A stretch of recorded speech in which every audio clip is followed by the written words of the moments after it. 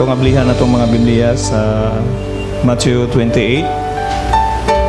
Matthew chapter 28, verse 1 to 20. After the Sabbath, at dawn on the first day of the week, Mary Magdalene and the other Mary went to look at the tomb. There was a violent earthquake, for an angel of the Lord came down from heaven, and going to the tomb, rolled back the stone and sat on it. His appearance was like lightning, and his clothes were white as snow. The guards were so afraid of him, and they shocked and became like dead men. An angel said to the woman, "Do not be afraid, for I know that you are looking for Jesus, who was crucified. He is not here. He has risen. Just as he said, came and see the place where he lay. Then go quickly and tell the disciples, he has risen from the dead, and he is going ahead of you into Galilee. There you will see him. Now I have told you."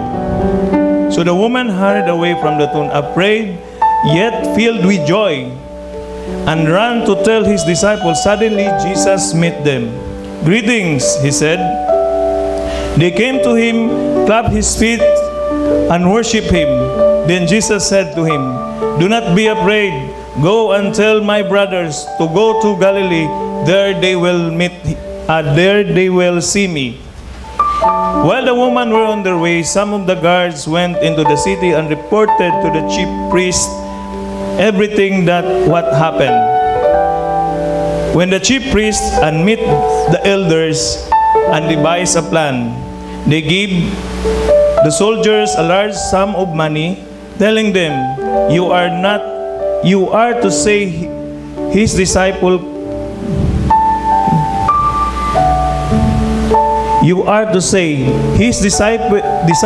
came during the night and stole away while we were asleep. If this report gets to the governor, we will satisfy him and keep you out of trouble. So the soldier took the money and did as instructed. And this story has been widely circulated among the Jews to this very day. Then the 11 disciples went to Galilee, to the mountain where Jesus had told them. When they saw him, they worshipped him, but some double-minded. Then Jesus came to them and said, "All authority in heaven and on earth has given to me. Therefore go and make disciples of all nations, baptizing them in the name of the Father and of the Son and of the Holy Spirit, and teaching them to obey everything I have commanded you, and surely I am with you always to the very end of the age." May the God bless His word. Since our theme for this month of March is the Lordship of Christ, or Christ's Lordship, I'd like to speak on this topic. This is our last Sunday of this month of March. The power of Christ's Lordship over death. Amen. The power of Christ's Lordship over death. You see, Jesus is Lord. Amen. He is Lord. He is Lord of all. Hallelujah. We have learned that from our lessons, mga past Sundays. Jesus is Lord over our families. He is Lord over our finances. He is Lord over our love life. He is Lord over all of our career. He is Lord over our children. He is Lord over all of our mga paningkamot nato sa itong kinabuhi. He is Lord of every area of our lives. And not only that, He is also Lord over death. Amen? He is also Lord over death. You see, ang kamatayon, pertigyo na sa ngiga. In fact, people would not talk about it. pagkamatayon na ganing isgutan, everybody seems to be fearful. Murag ang kamatayon, murag siyang hari ba? Kuyaw, kahadlukan. But you see, Jesus overcomes death. Amen?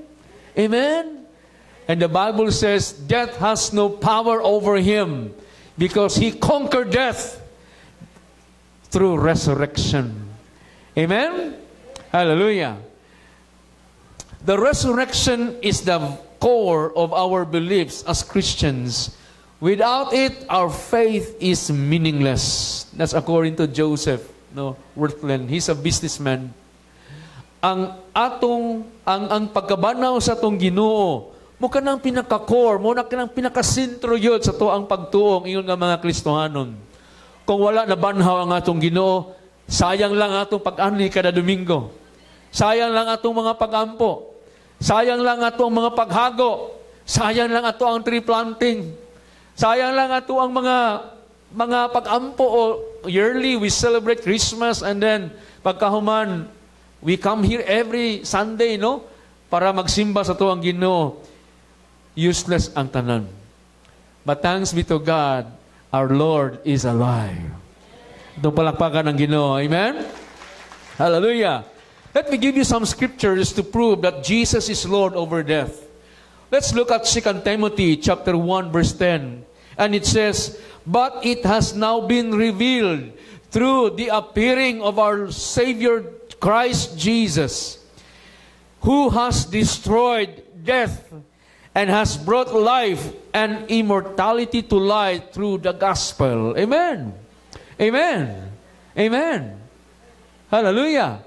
O karon gipadayag na pinaagi sa pagbalik sa tuang manluluwas nga mao si Kristo, nga ato ang Ginoong Kristo, who has destroyed death and has brought life and immortality to light through the gospel.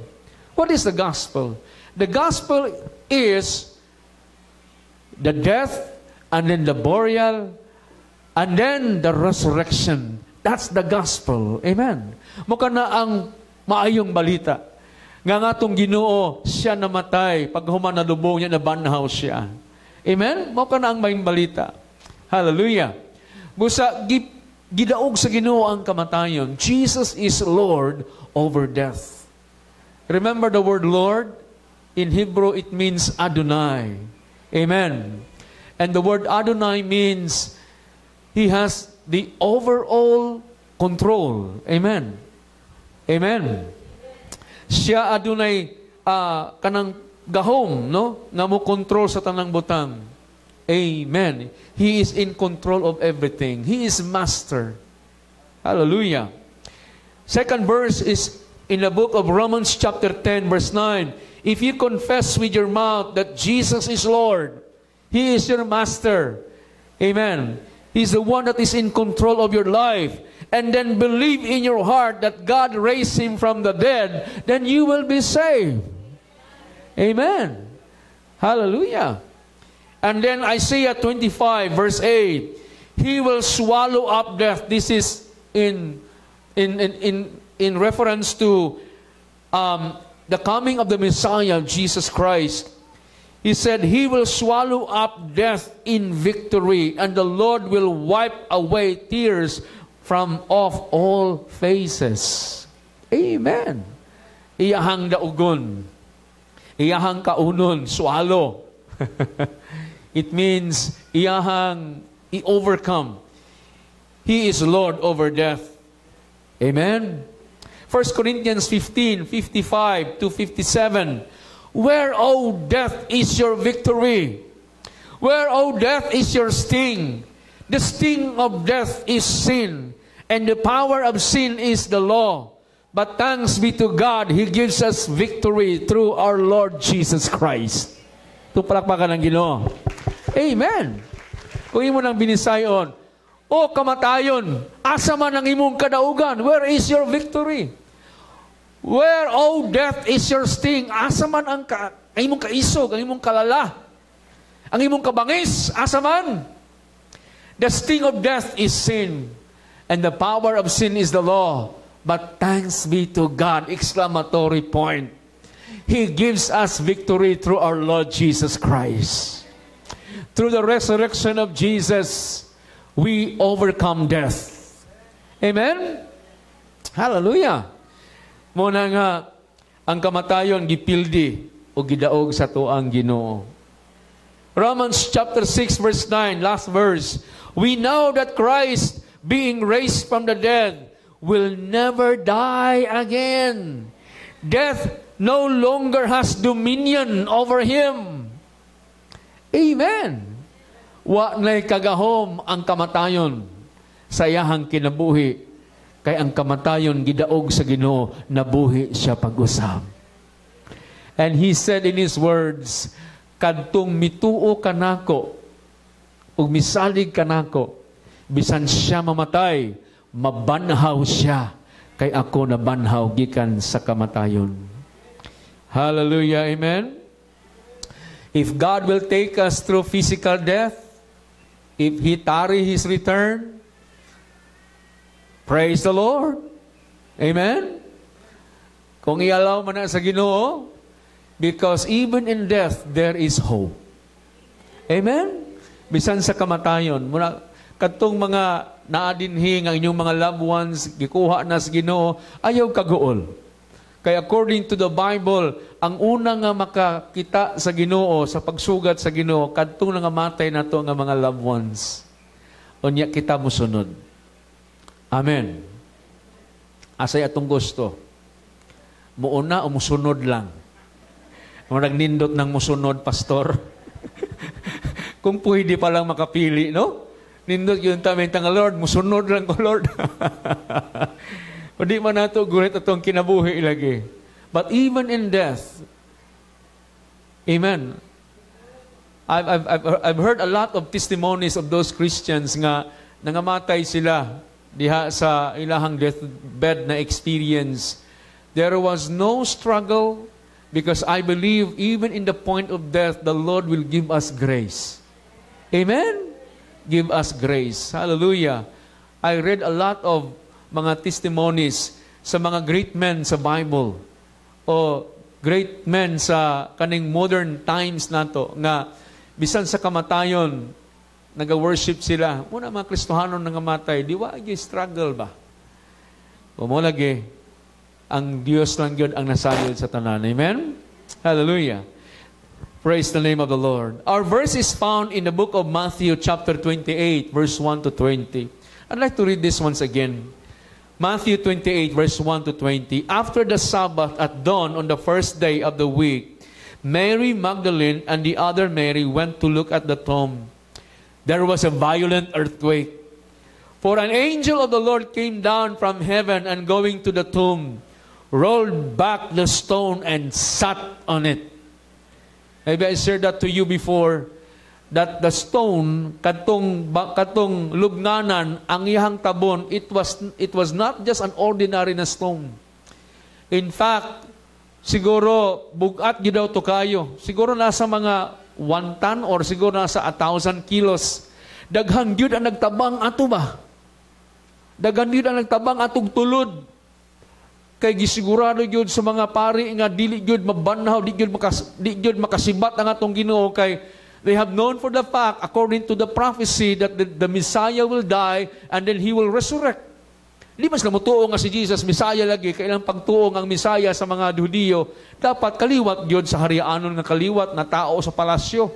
Na tao man sa pasunga ng ato ang Ginoo. And so they cannot accept that Jesus is the Messiah. Pero para masigurado na lang, ilahag yung gibutangan og bugat kayo nga tabon ang katong lubnganan. And not only that, gila pag yung gisiminto, mura gibulit ba? Unya pagkahuman, ligon lang yung kayo. Unya gipabantayan og mga gwardya. Katong mga soldiers nga nakita, siguro man dito gagalina, no? Pero if you see the movie of the Passion of Christ, you see, makita gini mo ang brutality. Katong mga soldiers, how did they mock our Lord Jesus Christ? But look what happened here. Pag-abot sa anghel, matulpa, gituklod sa anghel ang katong more than 1,000 nga kilo nga katong tabon sa lubnganan sa tuang Ginoo. And wala niya gitulod. Kung dili pagkahuman iyan ning giarsa. Kanya pagkahuman gibutang. Hallelujah. Amen. And then he sat on it. Mura bag kana bitong sa mga dula bitaw nga pag magdaog na sila, no, kanang wrestling man siguro na, no, nga ilang arsaw ng ilang kalaban, pag ilang opponent, pag human ibundak, pag human ilang anao, no, o niya musinggit din mga tao nga siya ang champion. And I believe that's exactly what happened to the stone. The angel rolled away the stone and then he sat on it. Amen. Amen. Grabe, no? And then his appearance was like lightning, his clothes were white as snow. The guards were so afraid of him. Kantong mga isugay nga mga Roman soldiers. The guards were so afraid of him and they shook and became like dead men. Uyawa, no? Ang mga macho kay nga mga guards na himo silang murag na nangahadlok sila. Murag silang mga itoy bitaw nga gisabligag tubig. Kunya pagkahuman nakuyawan sila pag-ayo. The angel said to the women, "Do not be afraid, for I know that you're looking for Jesus." Is there anybody here who is looking for Jesus today? Amen? Nangita ba mo kang Ginoong Jesucristo? Hallelujah. Inyo sang matagbuan karong adlaw. And then he is not here. He has risen just as he said. Come and see the place where he lay. And then go quickly and tell his disciples he has risen from the dead and is going ahead of you into Galilee. And there you will see him. Now I have told you. You know, sa tanang movie nga gihimo about the crucifixion of our Lord Jesus Christ. It was this movie, The Passion of Christ, done by Mel Gibson. Mao kini siya ang gitawag yun sa mga, bisan ang mga scholars, they said, this is the only movie nga pinakaduol yung kaayo sa nahitabo gyud sa panahon sa paglansang sa atong Ginoo. Ubang mga movie, gwapo pa man kay nga atong Ginoo, no? Nindot makaiyang naong. Pero if you read the book of Isaiah, his face is indescribable. Grabe yung kaguba ang iyang naong. More than 3,000 ka latos ang abot sa iyang lawas. Unya ang mga unod nga langkat kay ang katong tumoy sa katong bunal na ay mga bakal nga mudapat sa lawas nga inigbira malangkat. Moto ang iyang dagway gyud, no? Grabe ang research. And that's exactly the face of our Lord. There is no beauty in him. Grabe. And then according to the story, there is ato ang verse nga gibasa na banaw ang atong Ginoo. And then verse 8, so the women hurried away from the tomb. Kinsay unang tao nga niadto o niya nakakita sa paggabanha sa atong Ginoo? Ang mga babae. Sorry mga lalaki ha. Mga lalaki manggod nangapi dito sa kuan. Si manggog pangapi dito sa actually nanago ang mga lalaki, no? Muna pa isog-isog rin nimong usahay kaming mga lalaki pero sa tinuod lang mas isog yun ang mga babae. Amen mga babae? Isog sa pagtuo. Hallelujah. Mga isog sa pagtuo. It was actually the women who saw first, no, the resurrection of our Lord. And then verse 9, suddenly Jesus met them. Kay nanaga naman ang mga babae to tell, no, Peter and the rest of the disciples. And then suddenly Jesus met them. Greetings, he said. They came to him, clasped his feet, and worshiped him. Nagsimba sila sa tuang Ginoo. And then Jesus said to them, do not be afraid. Inay mong katapat ayaw kahadlok. Naba mo'y mga kahadlok sa inyong kinabuhi karong adlaw? Nabati kahadlok? No? Kahadlok sa kaugmaon, kahadlok sa tuang mga anak, unsa ilahang future, kahadlok sa tuang trabaho, kung ano sa arataman, kahadlok sa tuang mga, daghantang mga kahadlok sa tuang kinabuhi. Jesus said, in the resurrection day, he said, do not be afraid. Go and tell my brothers to go to Galilee, and there they will see me. While the women were on their way, some of the guards went into the city and reported to the chief priests. ang mga gwardya nga nagbantay didto nga nakuyapan tungod sa kahadlok kay nakita nila ang angel. Tungod kay ang mga angel kuno matud pa tag 9 feet daw ang height anak nila. So kung ako 5'6", 9 feet, si Taulaba murag 7'1", mas taas pag gid ay mga angels. Ano? Tagko, tagas, mga gwapo, no? And so then Jesus said, okay, verse 12, when the chief priest had met with the elders and devised a plan, nanumbong na ang mga soldiers nga to sa mga kaparian, ug miingon nga, nanumbong sila nga ang Ginoo nga gilansang gilubong nabanhaw. Wala na dito. Unya, ang sa may gisulti sa mga leaders. And then ingon ang mga chief priest, ingon pa niya, telling them, you are to say, his disciples came during the night and stole him away while we were asleep. Ibalita lang ha nga, ingna ang mga tao nga ang mga disciples niya ni adtos lubganan niya, gikawat nila ang patay nga lawas. Ingna lang ang mga tao. Okay? Moto ang instruction. O niya pagkahuman, di lang na, no? If this report gets to the governor, we will satisfy him and keep you out of trouble. So the soldiers took the money. Uy, naadi ay gihatag nga kwarta sa ilaha. Para di lang kayo mumutugan yung sinuod na kwarta ihatag. And did as they were instructed, and this story has been widely circulated among the Jews to this very day. Grabe gid ang ilang plano nga pugnan gyud ang balita nga nabanhaw ang atong Ginoo, but instead spreading the news that the disciples took the body of Jesus. O niya mo ang balita nga gikawat lang wa gid siya nabanhaw. Verse 16, then the 11 disciples went to Galilee to the mountain where Jesus had told them to go. When they saw him, they worshiped him, but some doubted. Then Jesus came to them and said, all authority in heaven and on earth has been given to me. Murabag, ningingon ng atong Ginoo, ang akong pagkabanhaw, mao kana ang akong kadaugan, nga ang authority that were once given to the enemy Satan by our first parent, Adam and Eve. Kay, di ba gitagaan sila authority sa Dios dito sa Garden of Eden? Ang authority to have dominion over all the creations. Unsay gihimo niya danog ni iba, gisurrender nila ang authority kang Satanas. And Satan became the god of this world.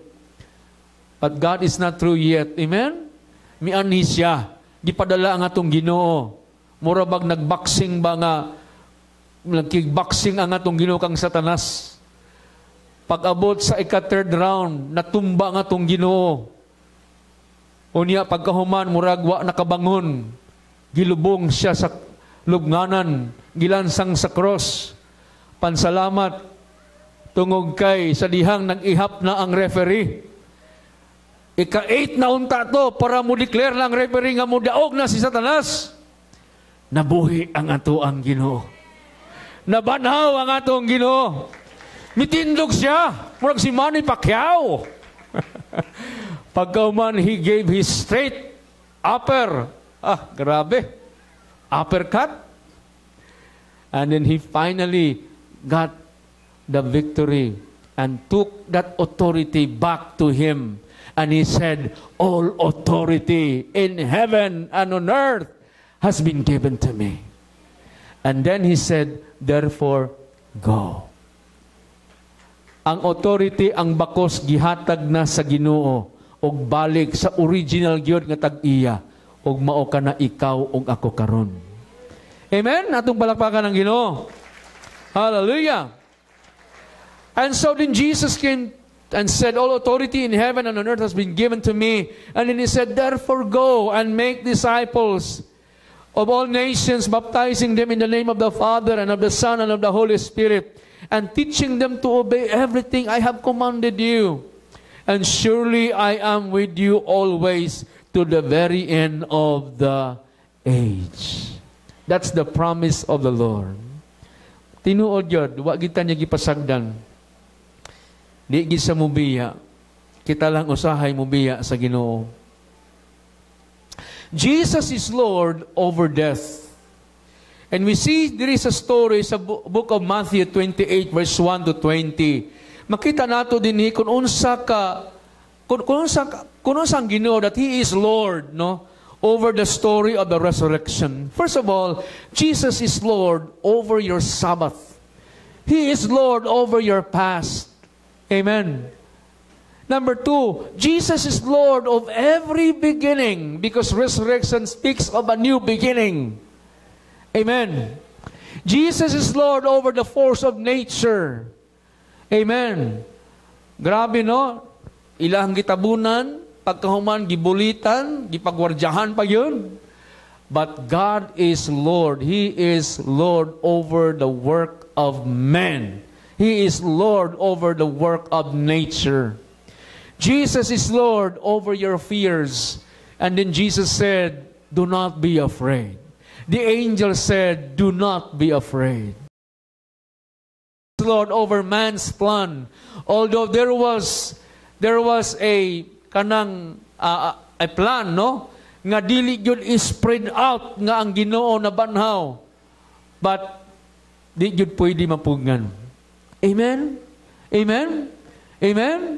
Hallelujah. Because the spread that Jesus Christ is risen from the dead, wa gyud nakapugong, nahibaw-an gyud gihapon sa tanan.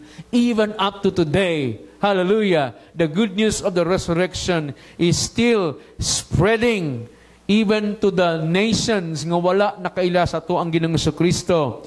Ang Ginoo namuhat og ang balita sa pagkabanhaw ana gihapon. Amen? Hallelujah. And then Jesus is Lord over the church ministry and mission.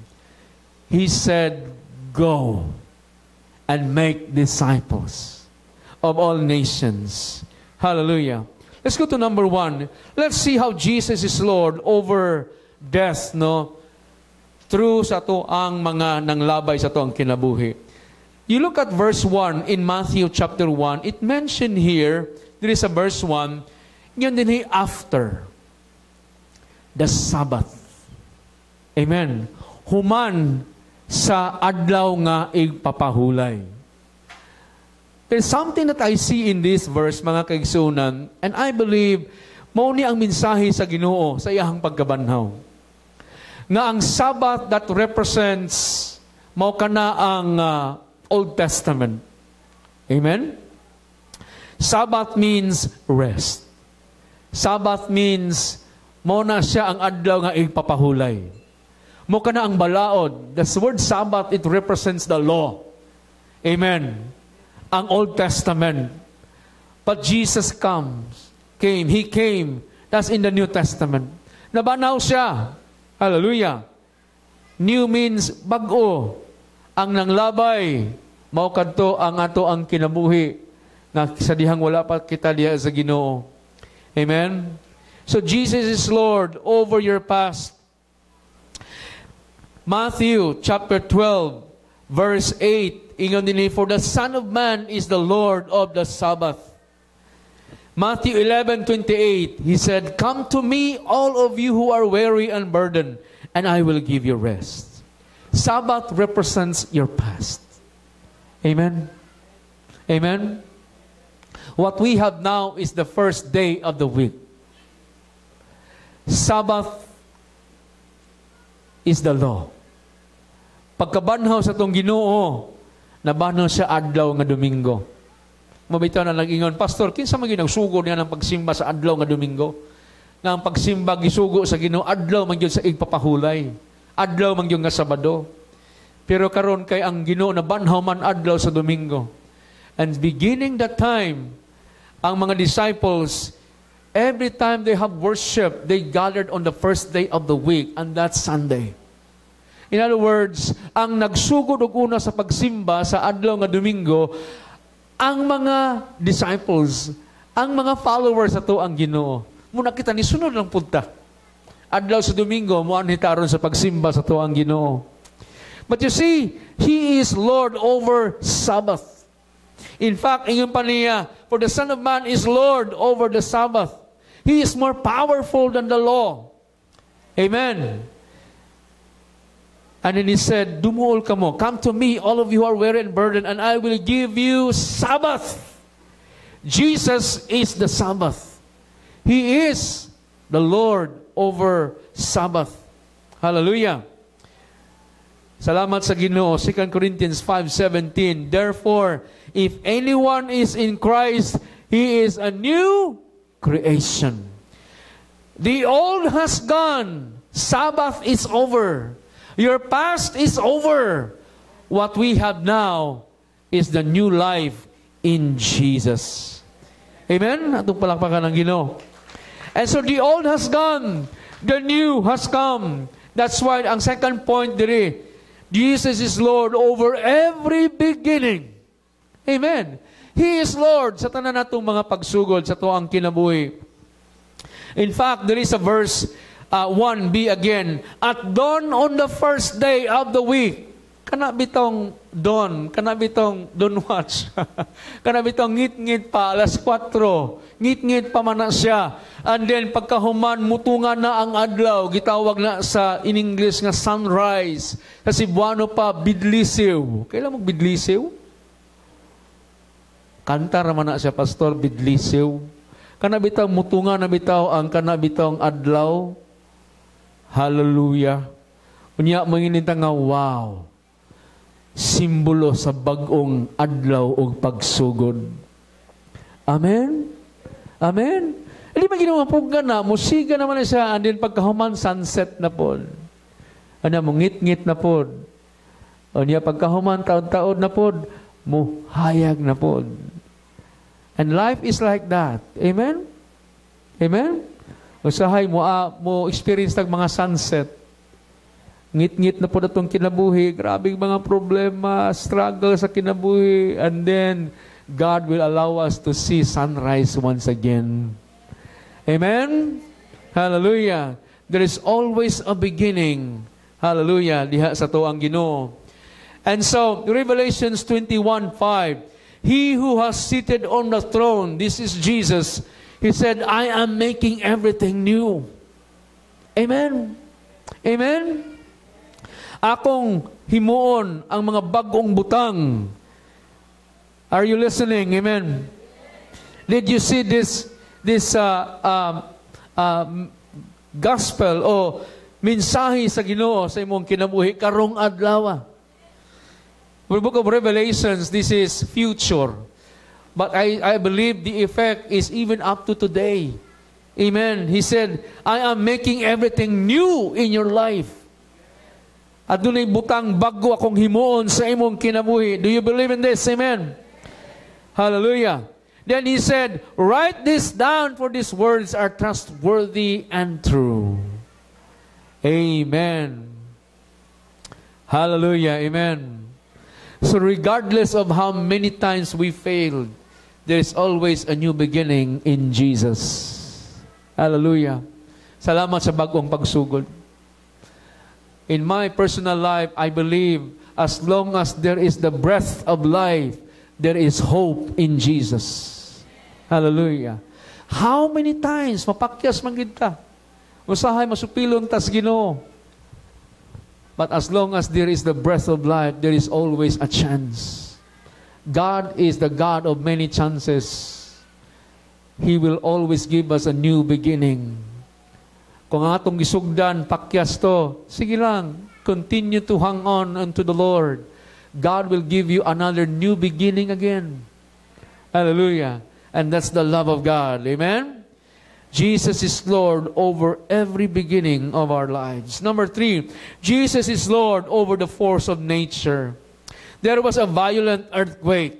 Hallelujah. For an angel of the Lord came down from heaven and going to the tomb, rolled back the stone and sat on it. His appearance was like lightning and his clothes were white as snow. Amen? Dili ba ni supernatural? Amen? Amen? Hallelujah. Remember that story when the disciples, Paul and Silas, they were in prison and they were beaten, hungry, tired. Grabe. And then suddenly, at midnight, they worshiped, they sang some songs and hymns and praises to the Lord. And the Lord heard their worship, and there was a violent earthquake. Nga ang ilang mga gapos na natanggal, nga buak ang portahan sa prisuhan, tungod kay ang Ginoo ning bisita sa katawhan sa Dios. Amen? Hallelujah. Look at some of the story in the Bible. How did Jesus overcome the force of nature? He walks on water. Amen? Ninakaw siya sa tubig. If you read Matthew chapter 14, 22 to 33, the story of Jesus walking on water. Amen? Dito sa Sea of Galilee, milakaw siya sa tubig. The law of gravity says, pag mulakaw ka sa tubig, maunlod yun ka. Amen. Amen. That's the law of gravity. The law of nature. Apan si Jesus iyang gidaog ang law of nature. Milakaw siya sa tubig. Amen? Hallelujah. Milakaw siya sa tubig. Number 2, look at the commands of Jesus, no, of the raging storm to stop in Luke chapter 8, 24 to 25. The disciples went and woke him, kinatulog man siya, saying, Master, Master, we're going to drown. He got up and rebuked the wind and the raging waters. The storm subsided and all was calm. Amen. Where is your faith? He asked his disciples. In fear and amazement, they asked one another, Who is this? He commands even the winds and the water, and they obey him. Grabe ka powerful atong Ginoo. Amen? Amen? Jesus is Lord over nature. He is Lord over the storms. He is Lord over the law of nature. Mobitaw na, bisan tuod og ting-init. Hallelujah. Pwede tamingin sa Ginoo nga, Lord, imo nang paulanon. Kaya nimo na paulanon, Lord. Muulan gid na. Amen? Hallelujah. Praise the name of the Lord. We can command, and then the nature obeys. Why? Because Jesus is Lord over the force of nature. Amen? Hallelujah. Jesus and the miracle catch of fish in John chapter 21, verse 1 to 14. Remember that story again after the resurrection, where the disciples went away for fish, and then pagkahuman, they caught nothing. And then Jesus was there dito sa baybay, while waiting for the disciples, ang atong Ginoo human sa pagkabanhaw, nagsugba siyang isda dito. Sa ato pa human sa pagkabanhaw, glorified body, pwede gihapon magsugbag isda. Amen. So wag gyapon hunong ang kaon na gihapon. Pwede gihapon, isda-isda lang, okay? Nagsugba na ang Ginoo dito ang isda, samtang while waiting of the disciples. And then the disciples, they do not know nga naa na ang atong Ginoo dito sa baybay.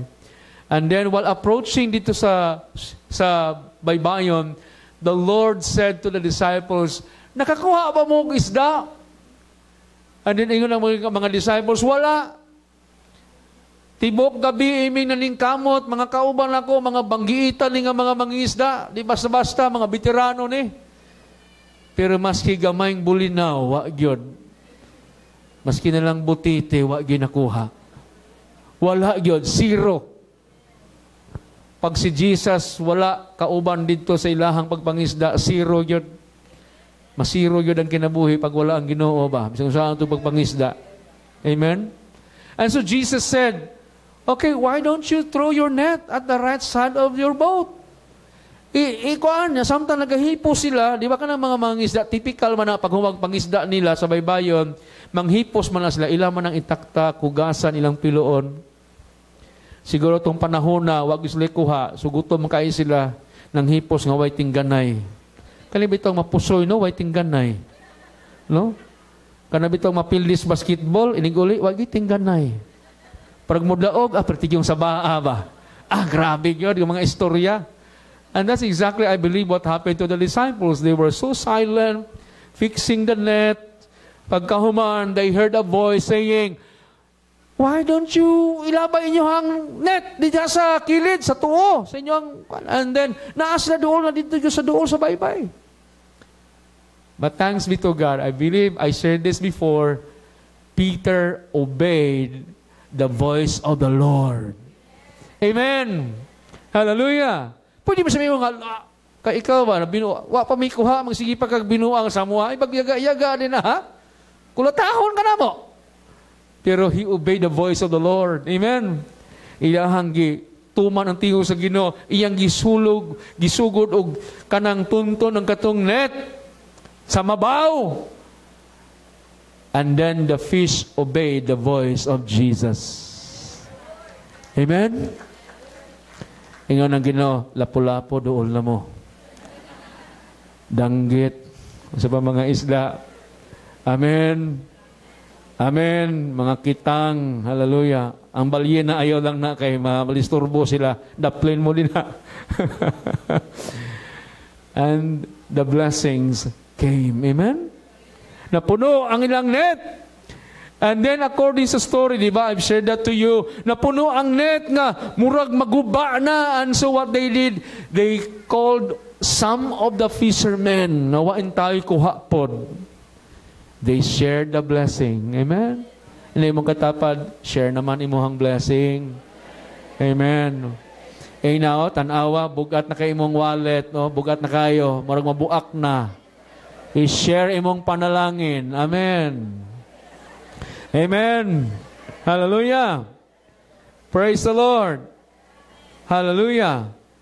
That times when we thought that wala na yun, wala na yun makuha, apan ang gahom sa pagkabanhaw sa Ginoo, adunay gahom sa panalangin. Amen? Jesus is Lord over the force of nature. Number 4, Jesus is Lord over your fears. I believe it was traumatic yun kayo nga experience ba? Especially sa inahan nga mao si Mary. And some of the disciples and the women. Katong mga leader sa panahon sa paglansang sa Ginoo, wala gid sila dito. They were hiding. Samot na ang leader nga si Pedro. No? Tago sila dito. The people that were identified during the crucifixion of Jesus were Mary, and then Mary Magdalene, and then Salome, and then John na dito. O niya, the rest, mga ubang disciples. Pero katong mga leader, partingin taong panago. Apan salamat sa Ginoo, gracious mangyapon ng Ginoo. Amen? It was a very traumatic experience to see the leader, Jesus Christ, suffered the pain and then the brutality. Grabe yun. Kung imong tanawon yung dagway. Muna ligid mawala ang kahadlok. But Jesus said, do not be afraid. Ayaw kahadlok. Look at the verse found in verse 4 to 10. The guards were so afraid. Tanawa ang presence of fear, no? The guards were so afraid of him. And then the angel said to the women, do not be afraid. Hallelujah. He is risen. And then if you look at verse 9, suddenly Jesus met them greetings, and then he said they came to him and then worship. And then verse 10, Jesus said to them, do not be afraid.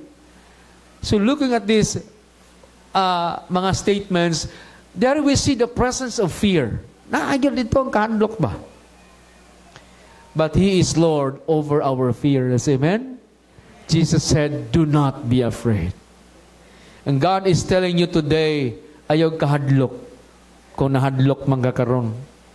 2 Timothy chapter 1 verse 7, for God hath not given us the spirit of fear, but of power and of love and of sound mind.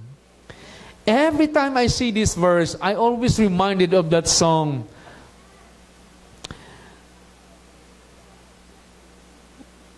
He holds the future. Because He lives, all things, all fear is gone. Because I know, He holds the future. Amen. Amen. So for God has not given us a spirit of fear, but of power and of love and of sound mind. Romans 8:15, for ye have not received the spirit of bondage again to fear, but ye have received the spirit of adoption, where we cry, Abba, Father. Sa una, ang atong kinabuhi, puno kita sa mga kahadlok. Amen? Taghang kitag mga kahadlok. And fear manifest in many forms sa tuang kinabuhi.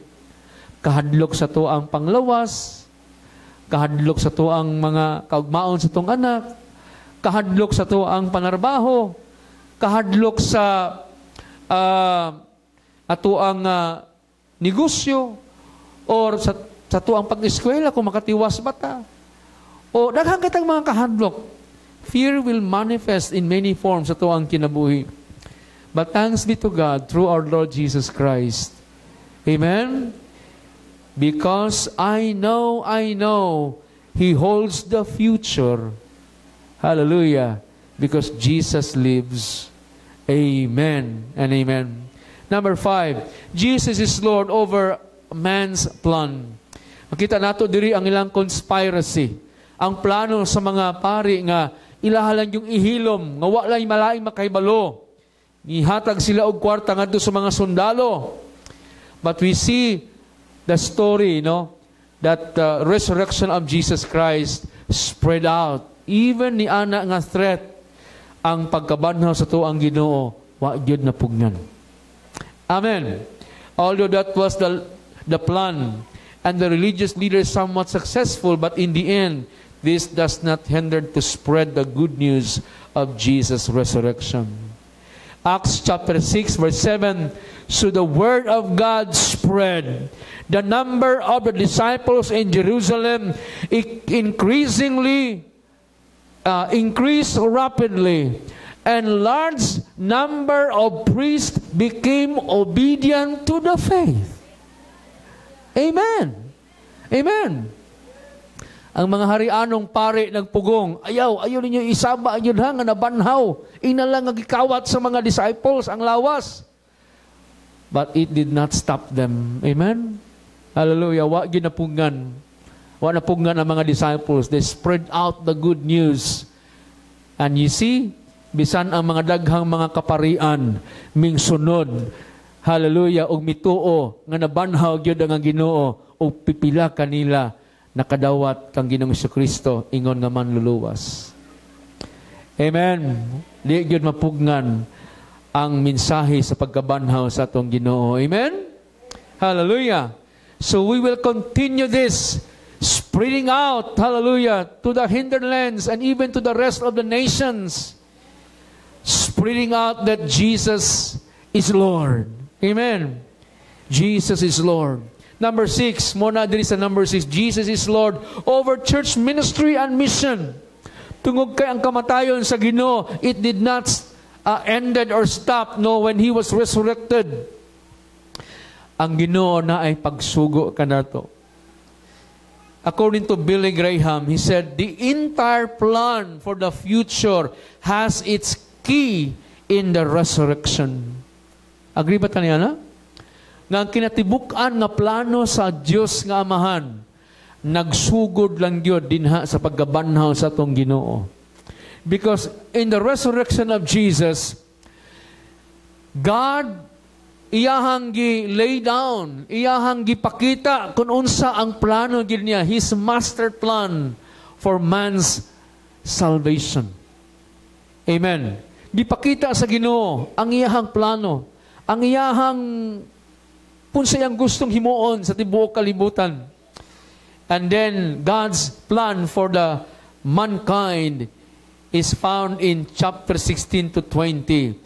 Particularly in verse 19 when He said, therefore go and make disciples to all nations. Amen.